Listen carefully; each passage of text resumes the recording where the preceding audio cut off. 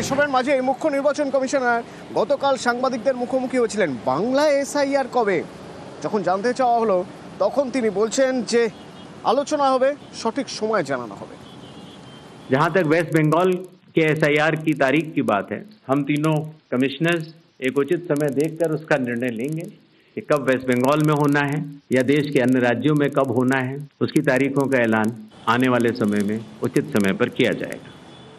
তবে ইতিমধ্যে এসআইআর নিয়ে রাজনৈতিক চর্চা শুরু হয়ে গেছে আমাদের রাজ্যে। নির্বাচন কমিশনকে তোপ দাগছেন চন্দ্রিমা ভট্টাচার্য, পাল্টা শ্রমিক ভট্টাচার্য।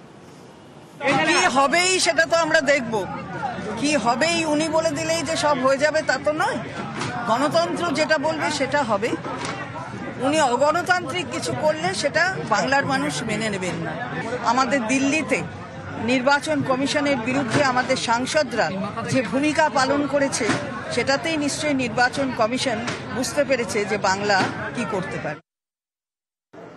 এসআইআর হবে, এটা রুটিন প্রক্রিয়া। এর মধ্যে যদি কেউ মৃত্যু ঘণ্টার আওয়াজ শুনতে পায়, আমাদের তো কিছু করার নেই। এসআইআর হবে, বাধা দিলে সেই বাধাকে গুঁড়িয়ে দিয়ে এসআইআর হবে।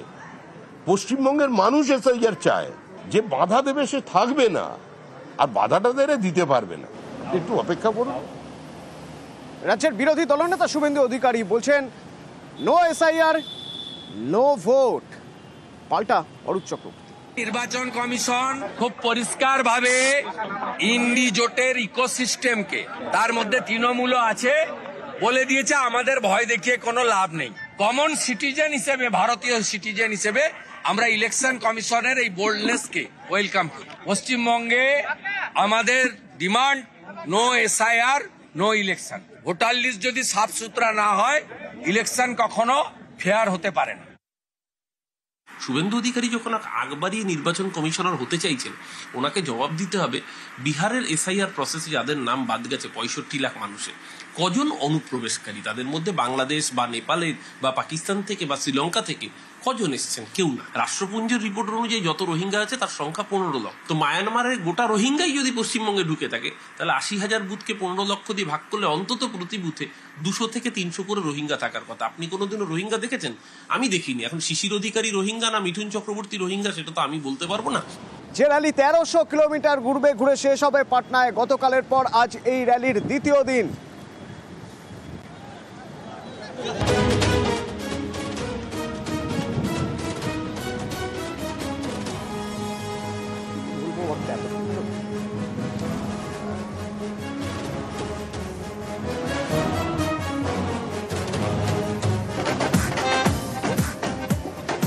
পয়লা সেপ্টেম্বর পর্যন্ত চলবে এই কর্মসূচি। সংবিধান রক্ষার ডাক দিয়ে ভোটার অধিকার যাত্রা, যা শেষ হবে পাটনায়।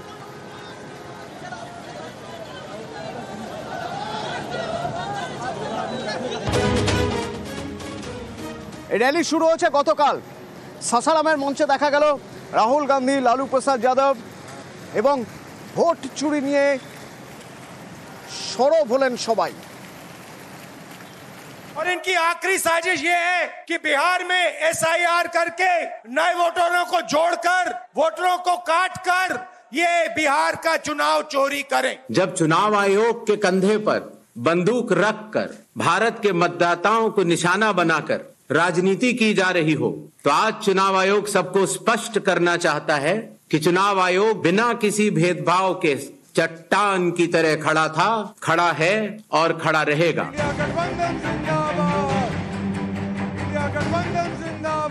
এবছর শেষে বিহারে বিধানসভা নির্বাচন। তার আগে সেখানে ভোটার তালিকার বিশেষ নিবিড় সংশোধন বা এসআইআর করছে নির্বাচন কমিশন। বাদ গিয়েছে প্রায় 66 লক্ষ ভোটারের নাম। এই ভোটমুখী বিহারে এবার ভোটার অধিকার যাত্রায় রাহুল গান্ধী, সঙ্গী আরজেডি নেতা তেজস্বী যাদব। রবিবার বিহারের রোহতাস জেলার সাসারাম থেকে শুরু হয় রাহুলের যাত্রা। বিহারের 20টিরও বেশি জেলায় র্যালি হওয়ার কথা। 1300 কিলোমিটার ঘুরে পয়লা সেপ্টেম্বর পাটনায় শেষ। ভোটার অধিকার যাত্রার শুরুতে জনসভা করেন রাহুল। সেখান থেকেও ভোট চুরির অভিযোগে সরব হন। पहले देश को मालूम नहीं था कि कैसे चोरी की जाती है। हमने प्रेस कॉन्फ्रेंस में साफ करा दिखा दिया चोरी इलेक्शन कमीशन कैसे कर रहा है। लोकसभा चुनाव के बाद इलेक्शन कमीशन ने महाराष्ट्र में जादू से 1 करोड़ नए वोटर पैदा कर दिए। हमारा एक वोट कम नहीं हुआ।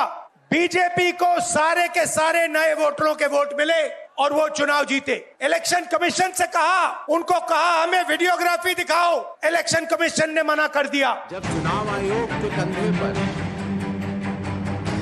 এসআইআর নিয়ে পাল্টা আসরে কমিশন, শনিবার বিবৃতি, রবিবার সাংবাদিক বৈঠক।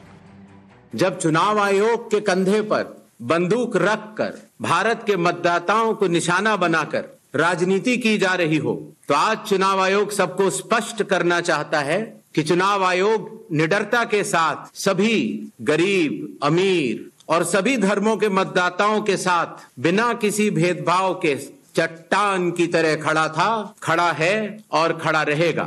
चुनाव आयोग के लिए न तो कोई विपक्ष है, न तो कोई पक्ष है, सब समकक्ष हैं।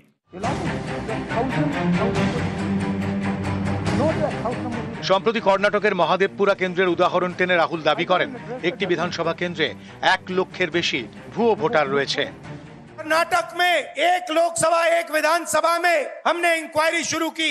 भाई और बहनों, पता लगा कि एक विधानसभा में 1 लाख से ज्यादा वोट चोरी हुए। जब 45 दिन चुनाव के बाद पूर्ण हो चुके हैं और किसी भी दल को, किसी भी कैंडिडेट को कोई भी गलती नजर नहीं आई, इतने दिनों के बाद इस तरह के निराधार आरोप लगाना, उनका उद्देश्य क्या है, ये सारे मतदाता और देश की जनता पूरा समझती है। और मेरे सारे मतदाताओं को अपराधी बनाना और चुनाव आयोग शांत रहे, संभव नहीं।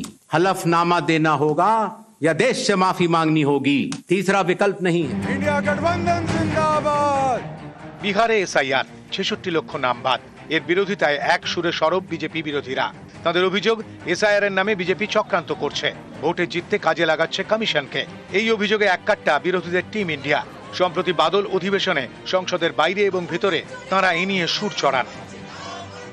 সংসদের বাইরেও একজোট বিরোধীরা। কয়েকদিন আগে দিল্লিতে রাহুল গান্ধীর বাড়িতে ডাকা ডিনারে দেখা গিয়েছে অভিষেক বন্দ্যোপাধ্যায়, অখিলেশ যাদবদের। 1 সেপ্টেম্বর রাহুলের ভোটার অধিকার যাত্রা শেষ হবে। সেদিন পাটনায় জনসভা, সেখানেও দেখা যাবে টিম ইন্ডিয়ার ঐক্যবদ্ধ চেহারা। প্রতিনিধি পাঠাবে তৃণমূলও। শীর্ষ নেতৃত্বও উপস্থিত থাকতে পারেন। चोरों को हटाइए, बीजेपी को भगाइए, किसी भी कीमत पर भाजपा को जो चोरी ही करता है उसको आने नहीं देना।